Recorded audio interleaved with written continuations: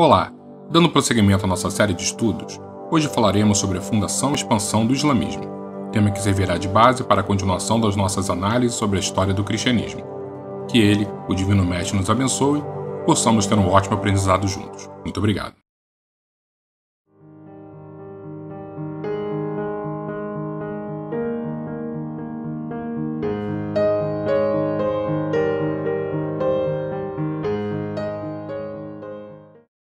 Para darmos sequência aos nossos estudos sobre o cristianismo, será necessário dar uma pausa e voltarmos alguns séculos, especificamente para o ano 570 da era cristã, quando nasce, para mais de 1,5 bilhão de fiéis muçulmanos atuais, o maior líder religioso da história, o grande profeta Maomé. Maomé não é considerado pelos muçulmanos como um ser divino, contudo, entre os seguidores do Alcorão, é visto como um dos mais perfeitos seres humanos. Nasce em Meca, uma cidade com centro financeiro bem desenvolvido na Península Arábica, tornando-se órfão logo cedo, tendo vivido depois com seu avô e posteriormente com seu tio, onde acaba participando de expedições comerciais à Síria e tornando-se um ótimo mercador. Aos 25 anos, conhece Khadija, uma viúva rica, onde pouco tempo depois acaba se casando e ascendendo radicalmente de classe social.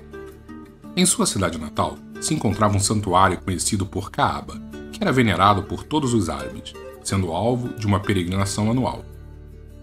Nesse local, se abrigava a Pedra Negra e uma série de ídolos, que nada mais eram que representações de suas centenas de deuses. Maomé tinha por hábito retirar-se para orar e meditar nos montes perto de Meca, e em 610, quando tinha 40 anos, enquanto realizava um desses retiros espirituais, foi supostamente visitado por um anjo, que lhe ordenou que recitasse os versos enviados por Deus, dando origem assim ao Alcorão, livro sagrado da religião islâmica. Vale ressaltar que Maomé era analfabeto, como os demais de sua época, e o conteúdo trazido pela entidade angelical, durante muito tempo, foi ensinado através das tradições orais. Os muçulmanos creem que o Alcorão é a palavra literal de Alá, revelada pelo anjo Gabriel a Maomé, ao longo de um período de 23 anos.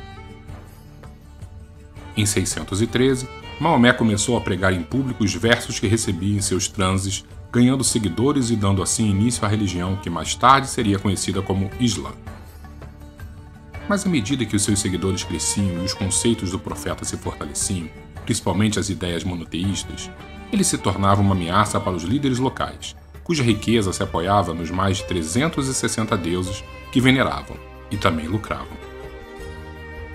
Assim, no dia 16 de julho de 622, como resultado de muitas perseguições aos muçulmanos, eles começam a deixar Meca em direção a Yatreb, uma cidade a cerca de 350 km de distância, e que mais tarde passaria a ser conhecida por Medina. Essa migração é conhecida como a Hégira. O calendário islâmico tem início nesse dia. Por volta de 627, Maomé já tinha unido toda a cidade de Medina sob o Islã.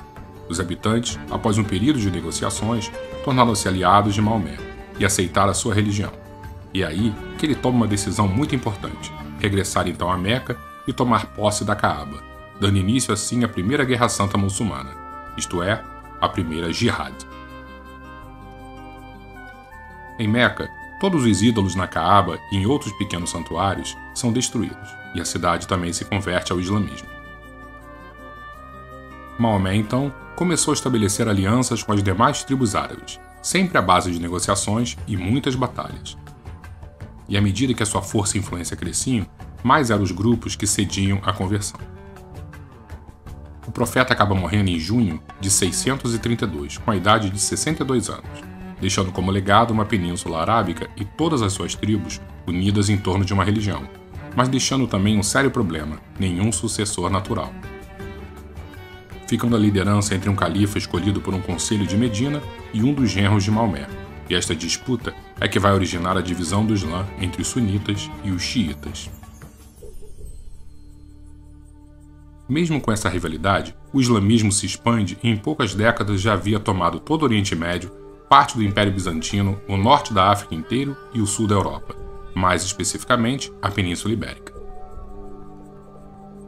Somente nesta última região, quando invadiram no ano de 711, empurrando os bárbaros visigodos para o norte, permaneceram por quase 8 séculos, sendo expulsos definitivamente pelos reis cristãos em 1492.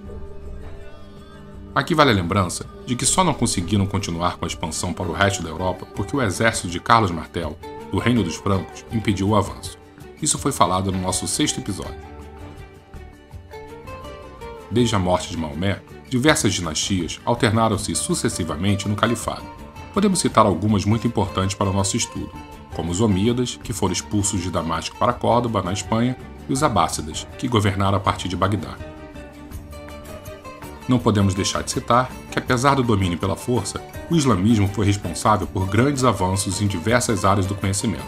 Os muçulmanos conseguiram replicar, ou mesmo criar, o que havia de melhor na cultura e na ciência da época, influenciando as sociedades de todos os continentes. Valendo lembrar da Idade de Ouro Islâmica, também conhecida como Renascimento Islâmico, ocorrida entre os séculos VIII e XIII. A Idade de Ouro do Islã começou com a ascensão ao poder dos califas abássidas, que, para termos uma ideia, se expressavam em frases como: "A tinta dos cientistas vale tanto quanto o sangue dos mártires". Durante esse período, o mundo muçulmano se converteu no centro intelectual do planeta, enquanto os abássidas se estabeleciam na Casa da Sabedoria em Bagdá, onde estudiosos tentaram reunir e traduzir todo o conhecimento existente para a língua árabe. Muitos livros da Antiguidade Clássica, que de outra forma poderiam ter sido perdidos, foram traduzidos. Do árabe, essas obras foram posteriormente também traduzidas para o turco, persa, hebreu e latim. Assim, a expansão islâmica acabou levando para as regiões conquistadas o que havia de mais importante em todos os centros da atividade humana, como o conhecimento dos chineses, indianos e até mesmo dos gregos. Se Portugal e Espanha, por exemplo, foram expoentes nas grandes navegações, foi justamente por esse contato próximo com essa fonte de informação. Mas junto desses avanços, alguns custos muito altos eram impostos, e o principal deles era a conversão forçada. Assim, com o domínio islâmico sobre a Palestina, especificamente a cidade de Jerusalém, os cristãos se unem contra esta grande ameaça.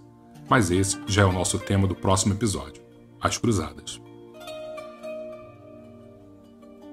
Terminamos aqui mais um capítulo da nossa série histórica sobre o cristianismo. Fiquem com Deus e que Jesus nos abençoe hoje e sempre. Muito obrigado.